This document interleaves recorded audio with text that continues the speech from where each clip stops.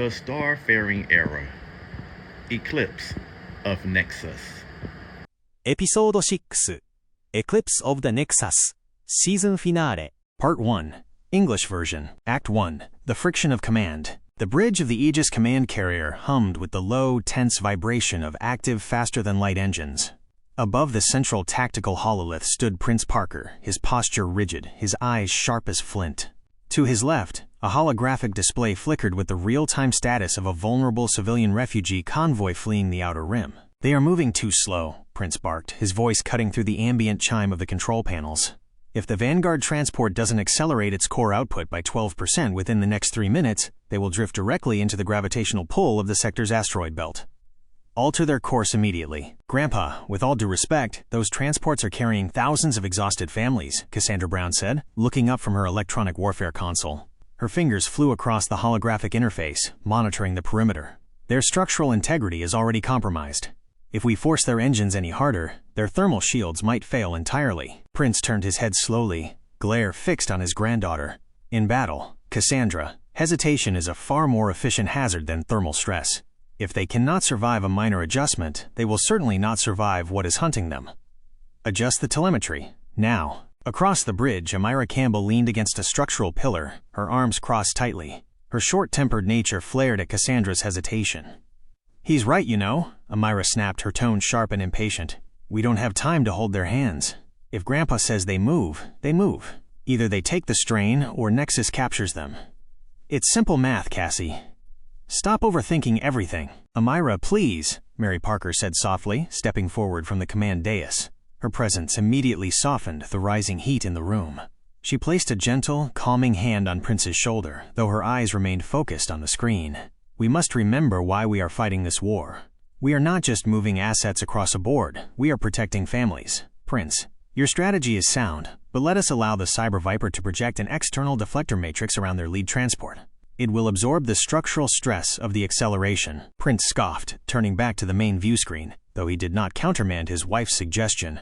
A waste of energy reserves. "But fine. Do it quickly." Cassandra nodded gratefully to her grandmother. "Thank you, Grandmom." Initializing deflector link now. Suddenly, the proximity alarms wailed. A fleet of Nexus automated interceptors dropped out of hyperspace, closing fast on the rear of the refugee convoy. "They're here!" Amir Chambers shouted from the sensory array. "Multiple hostile signatures incoming. Launch all frames," Prince commanded, his voice booming over the comms. "Amin, clear the path. Do not let a single drone touch those civilian hulls." "Understood, Father." Amin Parker's calm, steady voice echoed through the bridge speakers. Down in the primary launch bay, the crimson and midnight blue armor of the Vanguard gleamed under the warning lights. Amin's eyes closed for a brief second, his inner alpha aura aligning perfectly with the frame's single-pilot architecture. The cockpit canopy sealed shut, the neural sync OS chiming in absolute harmony with his reflexes. Vanguard, launching now. With a roar of plasma thrusters, the Vanguard shot out into the vacuum of space, followed closely by Mary's massive white and gold Titan, the Aegis, and Cassandra's sleek, green-trimmed Cyber Viper. The battle was swift but intense. A swarm of drones dove toward the refugees, but the Aegis moved with incredible speed for its size, raising its massive energy bucklers to form an impenetrable wall of golden light. "Hold fast, everyone," Mary whispered, her voice radiating calm through the fleet-wide comms. "We are your shield." Amin's Vanguard blurred through the enemy formations. Utilizing his unparalleled martial mastery, he translated physical karate strikes and fluid ninjutsu maneuvers into the mecha's control thrusters. The Vanguard delivered a devastating combination of high-frequency blade strikes and precise kinetic kicks, disabling 3 automated cruisers in a matter of seconds. "Cassandra, disrupt their targeting arrays," Amin commanded while spinning through a barrage of laser fire. "On it, Uncle Amin," Cassandra replied. The Cyber Viper vanished from conventional radar, reappearing in the flank of the enemy formation. A wave of localized digital disruption pulsed from her frame, causing the remaining drones to misfire and drift aimlessly. Seeing the path cleared, the refugee convoy successfully navigated the asteroid gap, jumping safely into hyperspace. Back on the bridge, Prince watched the final telemetry data update. He let out a short, sharp breath. "Adequate work. At least you didn't let them damage the cargo." Amira smirked, looking at Cassandra. "See? If we didn't push them, they wouldn't have made the jump in time." Mary smiled gently, shaking her head as she looked at her family. "No, Amira. We succeeded because we listened to each other. We are always stronger when we move as one." Act 2 echoes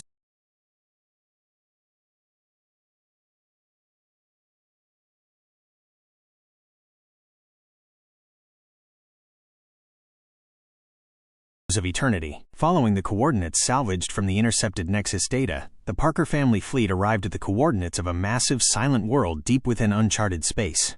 A single ancient structure floated in the shadow of a shattered moon, an ancient alien ruin built from a strange, iridescent alloy that defied conventional sensor scans. Leaving Princess, Rashim, and the younger grandchildren to secure the perimeter aboard the carrier, Prince, Mary, Amin, and Cassandra descended into the heart of the ruin in their mobile frames, navigating deep, subterranean tunnels until they reached a vast central chamber. As their mecha boots touched the ancient floor, the entire cavern began to glow. Lines of soft, golden light raced along the walls, reacting directly to their presence. "Fascinating," Cassandra whispered, her instruments whirring with data. "The atmospheric readings, the energy signature, it's locked onto us. Not just our machine signatures, but our biological markers. It recognizes our history." Inside her cockpit, Cassandra looked at her screens, watching centuries of historical data patterns ripple through the alien mainframe. She took a deep, quiet breath, looking toward the Aegis. "Grandmom, do you ever think about it? Our immortality. We've seen empires rise and fall, stars ignite and fade. Standing here, in a place that grew quiet eons ago, it makes you realize how long we've walked this path together." Mary's voice came through the channel, warm and filled with profound depth. "Every single day, Cassandra. Immortality isn't a gift because of the time we have, it is a gift because of the people we spend that time with. Seeing you grow, seeing our family persist through the ages, that is what gives the centuries meaning." Tsk. "Sentimental nonsense," Prince's voice interrupted, breaking the quiet reverence of the moment. His frame stood rigidly near the center of the chamber. "Our longevity is an operational asset, nothing more. It ensures continuity of leadership and tactical perfection. Do not waste cognitive processing power on romanticizing survival, Cassandra." "Father," Amin said softly, his voice a calm warning. "Acknowledge the weight of the past, even if you choose not to carry it emotionally." Before Prince could reply, a central pedestal rose from the chamber floor. A brilliant sphere of pure, condensed plasma energy floated within an anti-gravity field. The alien systems pulsed dynamically, sending a direct stream of data straight into the Vanguard. "An automated upgrade protocol," Cassandra explained, her fingers flying across her console to monitor the transfer. "The ruined systems are synthesizing a high-density energy core modification. It's calibrating, it's perfectly matching Uncle Amin's Alpha Aura signature." With a soft hum, the energy sphere dissolved into the Vanguard's primary chassis. The midnight blue and crimson armor flared with a brilliant, blinding aura, its output readings spiking to unprecedented levels. "The system is stable," Amin reported, his voice filled with quiet intensity as his sensors calibrated the new power. "The frame's responsiveness has increased tenfold." "Good," Prince muttered. "Now we have a weapon capable of ending this challenge. Let's move out. Nexus won't wait for us to finish our family discussions." Act 3. The trap is sprung. The moment the family emerged from the atmosphere of the ancient world, space itself seemed to tear open. A massive, obsidian black vessel dropped out of warp directly ahead of them. It was a custom-engineered Nexus dreadnought, the Gorgon-class Apex Nullifier, a warship specifically designed with advanced adaptive counter-algorithms to neutralize the Parker's known combat doctrines. "Alert! Hostile vessel is deploying localized jamming fields," Amir shouted from the carrier's command deck. "Our standard fleet coordinates are being scrambled." From the dreadnought's launch bays, hundreds of high-speed interceptors poured out, moving in unorthodox, chaotic patterns designed to counter Amin's precision targeting. "They've adapted to our previous engagements," Amin observed calmly, throttling the Vanguard forward. "They are trying to force us into a disorganized scramble. Then we change our style," Mary declared. "Amin, take the left flank. Cassandra, project a sensory ghost to draw their heavy tracking systems." As the battle commenced, the Nexus dreadnought fired a massive, specialized suppression beam directly at the Vanguard. Amin, utilizing his taekwondo reflexes, executed a rapid thruster-assisted spin in mid-air, narrowly dodging the beam while using the momentum to launch a counteroffensive. However, two enemy interceptors anticipated his movement, blocking his path with heavy energy nets. "They're anticipating my strikes," Amin muttered, adjusting his stance within the cockpit. He immediately shifted from his standard aggressive approach to a fluid, defensive counter-style inspired by ancient ninjutsu, disappearing from their visual sensors and reappearing directly behind the interceptor group, disabling their power cores with his high-frequency blade. On the other side of the battlefield, Cassandra found herself pursued by a squadron of electronic warfare drones that were actively trying to override the Cyber Viper's single-pilot OS. "They're trying to hack my neural sync," she gasped, her hands steady despite the warnings flashing red. "Not on my watch." Amira yelled over the comms from her support station. "Cassie, drop your secondary firewall and redirect all power to your physical thrusters now." Don't look back. Cassandra trusted her cousin's sharp instinct instantly. She dropped the firewall, allowing Amira to flood the local space with a massive wave of raw, unfiltered white noise from the carrier's primary dishes. The distraction gave Cassandra the precise window she needed to execute a digital counterstrike, shutting down the entire enemy squadron instantly. Prince watched the tactical hololith from the carrier bridge, his eyes narrowing as he analyzed the shifting movements. The family was adapting on the fly, breaking their traditional patterns to counter the enemy's calculations. HMPH, Prince muttered under his breath, his expression stern but his tone losing a fraction of its harshness. A sloppy recovery, but your adaptation metrics are within acceptable parameters. Do not get complacent. The main fortress lies ahead. Act 4. Gathering the storm. With the Nexus Vanguard deactivated, the Parker family established a temporary forward operating base in the neutral sector of a bustling interstellar hub. To approach NEXUS's final hidden fortress, they needed more than just their own frames. They needed a unified front. The command tent was a melting pot of galactic diversity. Representatives from the armored crystalline species of the core worlds, the avian pilots of the outer reaches, and the cybernetic resistance fighters of the recovered sectors gathered around the central table. Tensions were running high. The crystalline commander slammed his fist on the table, speaking in a series of sharp, resonant clicks. Nexus has compromised our homeworlds. We will not throw our remaining fleets into a frontal assault just to serve as a distraction for your family. Prince stepped forward, his eyes flashing angrily. If you do not cooperate, Commander, there will be no fleets left to protect. You will follow my tactical disposition, or we will find a way to honor everyone's efforts together, Mary interrupted gently, stepping between Prince and the alien delegates. Her voice carried a soothing weight that instantly calmed the room. We understand your concerns. Our family has lived through countless eras of conflict. We do not ask you to risk everything carelessly. We ask you to stand with us so that no more worlds have to face this threat. The crystalline commander lowered his head, the sharp edge of his posture softening. Your words carry the weight of wisdom, matriarch. Meanwhile, in the secondary hangar bay, Amin stood before the younger grandchildren, Amir, Nisir, Nishim, Nimir, and Shahim. The young pilots were anxiously prepping their support fighters, their hands trembling slightly against their flight suits. Focus your minds, Amin said, his voice deep and grounding. He demonstrated a basic martial arts breathing exercise, his movements slow and deliberate. Fear is merely energy without direction. When you are in the cockpit, you do not fight the machine, and you do not fight the enemy's numbers. You master yourself. If your spirit is steady, your frame will never fail. Yes, Uncle Amin, Nisir said, taking a deep breath and mimicking the posture. The other brothers followed suit, their anxiety visibly melting away as they found their focus. On the upper observation deck, Cassandra stood looking over the massive combined fleet assembling outside the station.